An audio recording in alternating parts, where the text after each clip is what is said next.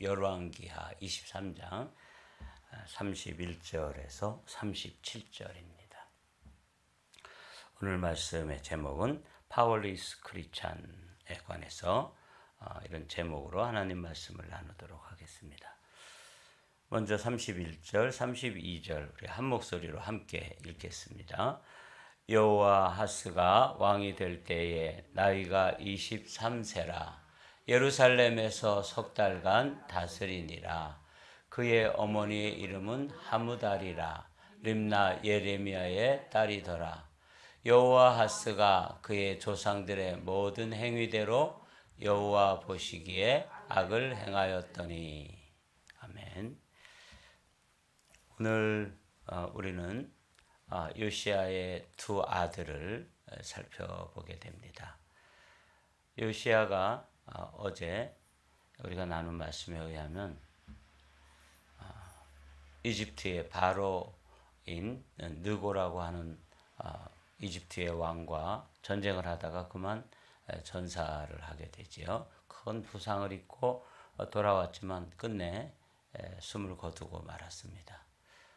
참 안타까운 죽음이다. 우리가 그렇게 말씀을 나눴는데 그 이후에 이제 이 유다의 운명은 아주 급격하게 쇠락의 길로 접어듭니다. 오늘은 요시야의 두 아들이 있었는데 이 막내 아들이 여호와하스라고 그래요. 이 여호와하스가 이제 왕위를 이어서 요시야의 왕위를 이어서 이제 왕이 되는데 재위 기간이 3달 정도밖에 안 되는 거예요. 이건 뭔 사고가 있었다는 얘기죠. 한 번 더 다음 구절을 보면 어떤 일이 벌어졌는지 금방 알 수 있어요. 바로 느고가 그를 하맛 땅 리블라에 가두어 예루살렘에서 왕이 되지 못하게 하고 또 그 나라로 은 100달란트와 금 1달란트를 벌금으로 내게 하고 바로 느고가 요시야의 아들 엘리야김을 그의 아버지 요시야를 대신하여 왕으로 삼고 그의 이름을 고쳐 엘리야김이라 하고 여호와하스는 애굽으로 잡아갔더니 그가 거기서 죽으니라. 짧은 두 구절이지만 역사에 큰 격변이 일어났다는 것을 우리는 짐작할 수 있죠. 그러니까 요시야 이후에 요시야 때는 그 나라의 그 힘이 강성해서 저 베델에 있는 제단까지 가서 정화하고 이렇게 그 힘을 떨쳤는데 갑자기 이제 요시야가 전사를 하면서 그때 이제 승전을 한 애굽의 왕이 느고라는 왕입니다. 그 사람이 이제 통치자로서 바로로서 전쟁을 수행하다가 요시야를 이기니까 그 다음에 이제 패전한 이 유다 나라는 아주 운명이 힘겹게 된 거죠. 그래서 오늘은 이 요시야의 죽음 이후에 요시야의 아들들이 겪는 그런 수모, 그야말로 능멸을 하고 있는 것을 보게 되죠. 느고라고 하는 왕이 여호와하스를 왕으로 세웠더니 그 왕을 잡아다가 감금을 하고 리블라라고 하는 성읍에다가 감금을 하고 왕으로 통치를 못하게 했다는 거예요. 왕 노릇을 못하게 한 거죠. 그리고는 또 그 나라에 이제 패전 국가에게 벌금을 먹였는데 큰 금액의 벌금을 요구하는 거죠. 은 100달란트와 금 1달란트를 벌금으로 내게 했다. 그러니까 이제 나라가 쇠할 때 뭐 이렇게 큰 금을 그 패전국이기 때문에 갖다 바쳐야 되니까 나라가 뭐 점점 더 어려워지는 것이죠. 그리고 이 바로 느고는 요시야의 아들 중에 한 사람인데 이 사람은 이제 이름이 엘리야김이에요. 근데 엘리야김을 네가 왕을 해. 이렇게 지명을 해놓고 너 이름 바꿔. 막 이렇게. 그러니까 여기 보면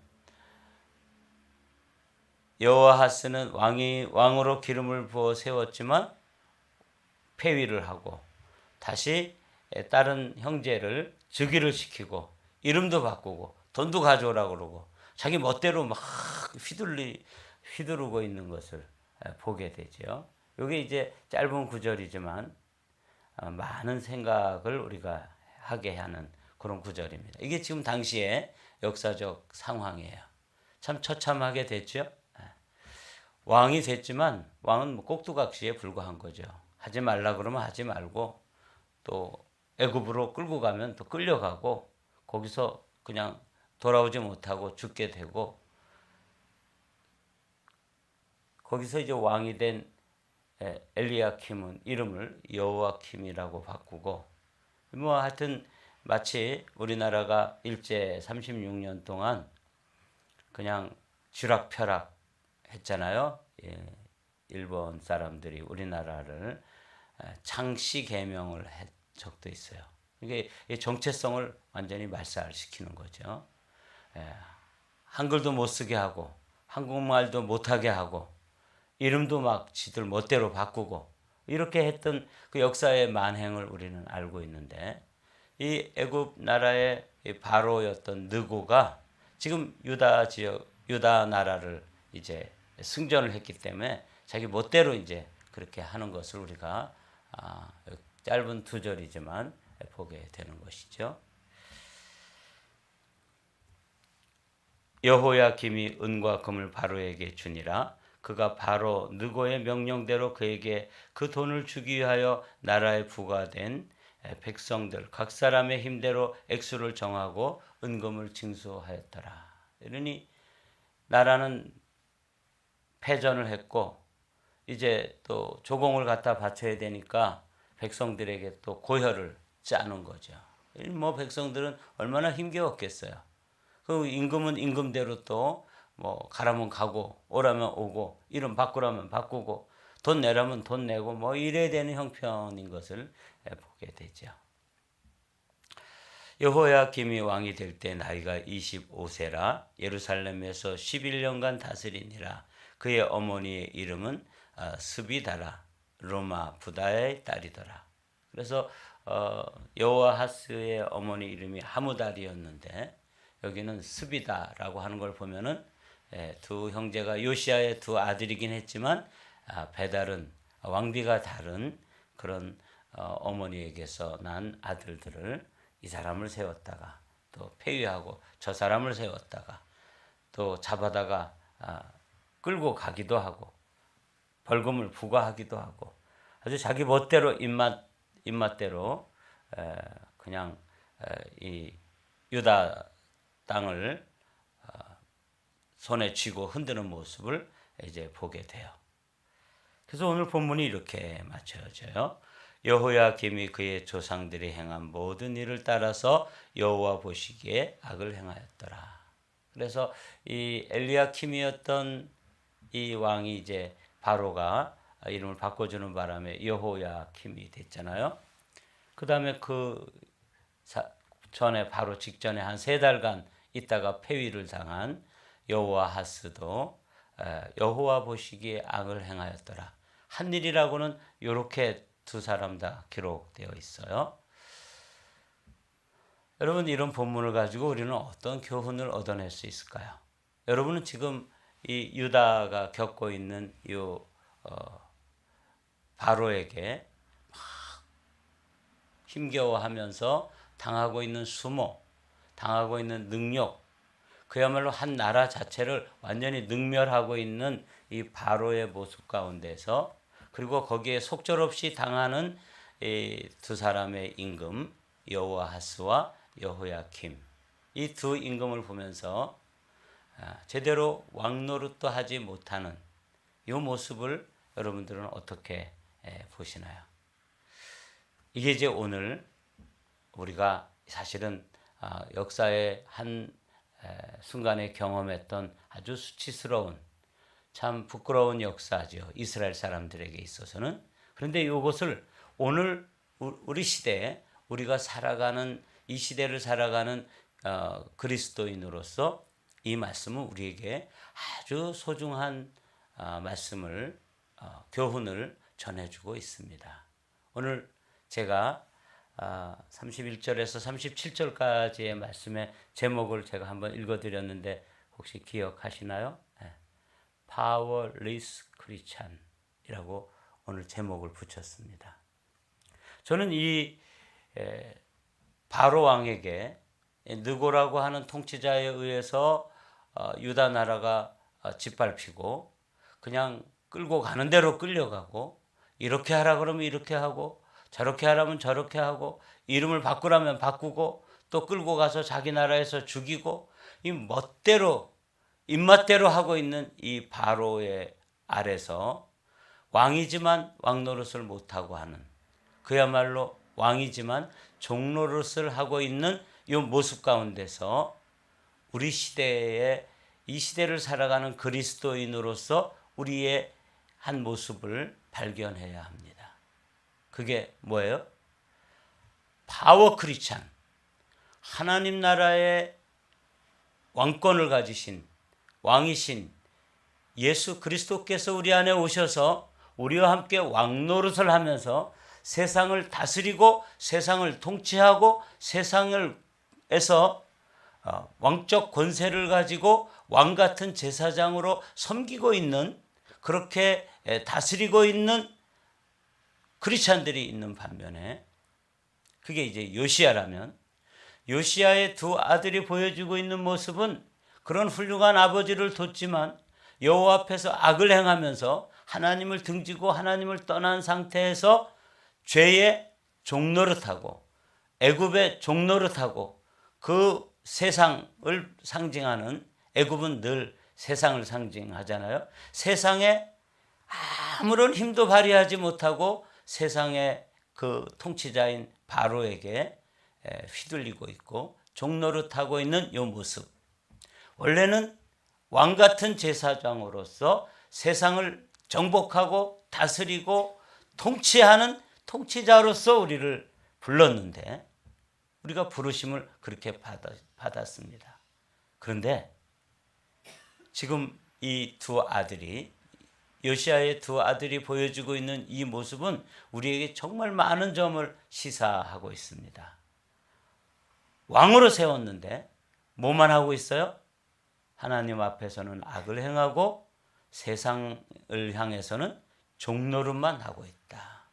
그래서 오늘 제목을 Powerless Christian, 아주 무기력하고 세상이 끌면 끌려가고 세상이 놔두면 그냥 털썩 주저앉고 내라 그러면 내고 그만두라 그러면 그만두고 뭐 이런 두 왕의 모습을 오늘 살펴보면서 가슴이 터졌습니다. 신앙생활을 이렇게 할 수도 있구나. 많은 이 현대교회의 성도들이 이런 식으로 신앙생활을 하겠구나. 왕같은 제사장으로 부름을 받고 세움을 입었지만 많은 하나님의 종들이 그리스도인들이 또 주의 종들이 또 목회자들이 어떻게 신앙생활을 하고 목회를 하냐면 파워리스 크리스찬으로 세상이 시키는 대로 종노릇하면서 살아갈 수밖에 없는 그런 그리스도인들을 보았습니다. 그래서 제목을 파워리스 크리스찬. 우리는 파워 크리스찬이어야 되는데 파워리스 크리스찬, 파워풀 크리스찬이어야 되는데 아주 힘도 없고 무기력하고 세상에 늘 실패하고 패배하는 그런 그리스도인의 모습을 이 두 왕에게서 우리가 발견하는 것이죠. 그래서 오늘은 시편 18편의 말씀을 준비했습니다. 한번 읽으면서 주님, 우리가 성령의 은혜와 능력에 사로잡히지 않으면 이 두 왕이 보여줬던 이 처참한 모습, 어떻게 보면 참 부끄럽고 능욕을 당하는 세상에 아무런 힘도 영향력도 발휘하지 못하는 이 두 왕, 이름은 왕이에요. 그러나 세상 왕인 애굽의 바로 느고에게 그냥 속절없이 끌려다니는 그런 모습을 보면서 오늘 우리 그리스도인들, 오늘날의 교회, 오늘날의 목회자들, 오늘날의 성도들의 모습의 한 일면을 보게 돼서 참 씁쓸하기도 하고 가슴 아프기도 하고, 이것을 반면교사로 삼아서 우리 모두는 성령의 권능, 성령의 능력, 성령 충만해가지고 세상을 정복하고 세상을 다스리고 죄와 싸워 이기고 마귀를 대적하고 마귀를 쫓아내고 이런 그리스도인들로 살아야 되겠다. 그런 생각을 하면서 시편 18편의 말씀을 오늘 묵상하면서 여러분들이 이 말씀에 큰 도전을 받게 되기를 원합니다. 부흥이 오기 전에, 부흥이 온 후에 우리는 그 모습을 여러 인물들을 통해서 우리는 이미 살펴보았습니다. 부흥이 오기 전에 침체기를 겪으면 그 침체기에 나타나는 현상이 이 여호아하스, 여호야킴이라고 하는 두 왕이 보여주는 모습으로 신앙생활을 하더라는 것입니다. 참 의미가 있죠. 아무것도 아닌 것처럼 되어 있는 본문이지만 이것을 우리 시대로 끌고 와서 우리에게 적용해 보면 이 본문은 우리에게 크고 놀라운 교훈을 시사해 주는 것이죠. 우리 시편 18편 함께 읽으실 텐데 천천히 뜻을 생각하면서 읽어보십시오. 시작. 나의 힘이 되신 여호와여, 내가 주를 사랑하나이다. 여호와는 나의 반석이시여, 나의 요새시여, 나를 건지시는 이시여, 나의 하나님이시여, 내가 그 안에 피할 나의 바위시여, 나의 방패시여, 나의 구원의 뿌리시여, 나의 산성이시로다. 내가 찬송받으실 여호와께 아뢰리니 내 원수들에게서 구원을 얻으리로다. 아멘. 그렇습니다. 오늘의 주제가 뭐냐면 파워예요. 근데 이 다윗은 사실은 그 자신 개인으로서는 뭐 조금 작은 능력이 있고 뭐 그럴 수도 있겠죠. 그러나 그의 원수들을 대적하고 이겨내려고 한다면 자신의 힘만으로는 부족한 사람이에요. 근데 다윗이 하나님의 마음에 합한 자였고, 다윗을 하나님께서 그렇게도 귀하게 여기고 정말 이쁘게 봐주시는 결정적인 요인이 어디 있다고 여러분들은 보십니까? 저는 개인적으로 이 다윗이 이 1절에 있는 말씀 때문에 하나님은 늘 하나님께서 다윗을 볼 때 귀하게 여기시는 거예요. 나의 힘이 되신 여호와여, 내가 주를 사랑하나이다. 다윗은 사실 가지고 있는 힘이 좀 있었어요. 군사력도 있었고 또 자기가 가지고 있는 용력도 있었고 또 나름 힘, 자기 휘하에 있는 그 문무백관들의 힘, 한 나라의 통치자로서의 힘, 이거 가지고 있었지만 그 힘보다 더 우선하고 늘 자신의 힘으로 삼았던 게 뭐냐면 하나님을 자신의 능력으로 삼았던 거예요. 이 여호아하스, 여호야킴, 이 두 왕은 그 힘을 의지하지 않았고 그 힘이 있다는 것도 몰랐고 그 힘을 향해서 구하지도 않았던 것이죠. 사랑하는 성도 여러분, 우리가 이 마지막 시대를 살아가면서 파워 크리스찬으로 우뚝 서려면, 그리고 영적 전투에서 승전을 하고 승리하고 승전가를 부르며 하나님 앞에 승전보를 올려드릴 수 있으려면 여기 굉장히 중요한 말이 뭐냐면 나의 힘이 되신 여호와여, 요 한 자락입니다. 요 한 말씀을 오늘은 깊이 생각하십시오. 예수 그리스도가 나의 힘이어야만, 성령의 권능으로 덧입혀져야지만 우리는 이 세상을 승리할 수 있습니다. 그래서 뭐가 될 수 있는 거예요? 하나님을 힘입어야지만, 성령의 권능에 힘입어야지만 파워 크리스찬이 되는 거예요.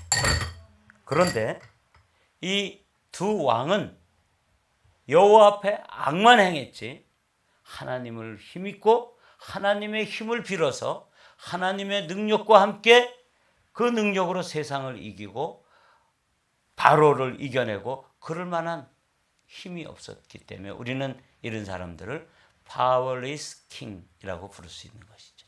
우리는 왕입니다. 이 세상을 다스리고 승리하도록 이기도록 부름을 받은 왕이면서 동시에 제사장이라는 사실을 아시죠? 그런데 우리가 이 세상에서 신앙생활을 하고 있는 모습은 다윗처럼 하나님을 힘입어서 여호와는 나의 반석이시고 나의 요새시고 나를 건지시는 이시고 나의 하나님이시며 그 안에 피할 나의 바위시고 나의 방패시고 구원의 뿌리고 나의 산성입니다. 그러니까 이게 전쟁에 필요한 모든 것이에요. 누가? 여호와 하나님이. 그러니 하나님께서 얼마나 귀하게 여기시겠어요. 아, 이 사람 귀하다 이렇게 보시겠죠. 그러나 여호와킴, 여호와하스 이 두 사람은 그 힘이 있는 것도 모르고 그 힘을 의지하는 방법도 모르고 자신의 힘만을 의지해가지고 왕노릇을 하려니까 결국 세상에 종노릇하고 있더라 그 말이죠. 다시 한번 4절부터 6절까지 읽고 우리 오늘 말씀을 묵상을 마치려고 그래요. 다 같이 읽어보겠습니다. 사망의 줄이 나를 얽고 불의의 창수가 나를 두렵게 하였으며 스월의 줄이 나를 두르고 사망의 올무가 내게 이르렀도다. 내가 환난 중에서 여호와께 아뢰며 나의 하나님께 부르짖었더니 그가 그의 성전에서 내 소리를 들으시며 그의 앞에서 나의 부르짖음이 그의 귀에 들렸도다. 아멘. 나의 힘이 되신 여호와여, 내가 주님을 사랑합니다. 이렇게 주님을 힘입고 신앙생활하는 성도들에게도 4절, 5절과 같은 어마어마한 힘으로 대적들이 우리를 대적해 옵니다. 사망의 줄, 불의의 장수, 수월의 줄, 사망의 올무, 이건 다 내 힘만으로는 이겨낼 수 없는 거죠. 한마디로 말하면 지옥의 권세입니다.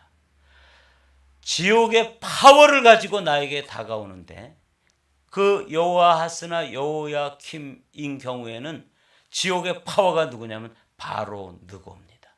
그 이집트의 통치자가 가지고 있는 그 엄청난 파워를 가지고 엄습해 오니까 감당해낼 길이 없었던 것이죠. 이때는 누구를 힘입어야 돼요? 여호와 하나님을 힘입고 그것들을 이겨내야 되는데 그 힘이 어느 정도냐면 사망의 줄, 이겨낼 수 없죠. 불의의 창수, 막 물밀듯이 쓰나미가 몰려오는 것처럼 이걸 어떻게 인간이 이겨내겠습니까? 스월의 줄, 지옥의 줄인 것이죠. 사망의 올무, 그래서 그냥 사막에 이렇게 목이 꿰어가지고 목이 끌려가는 모습, 이게 다 지옥 권세가 이렇게 시적으로 표현되어 있는데 우리 그리스도인들은 이거와 맞서서 지금 영적 전투의 현장에 서 있는 그리스도인들입니다. 파워 크리스찬으로 신앙생활할 것인지 파워리스 크리스찬으로 살아갈 것인지를 오늘 우리는 두 왕의 모습을 보면서 여호야킴, 여호아하스 두 사람의 모습, 가서 끌려가서 죽고 내라 그러면 내고 이름 바꾸라 그러면 바꾸고 그냥 뭐 힘이 하나도 없어요. 그냥 종노릇 하는 거예요. 이름은 왕인데 왕노릇 해야 될 사람이 종노릇 하고 있더라는 거죠.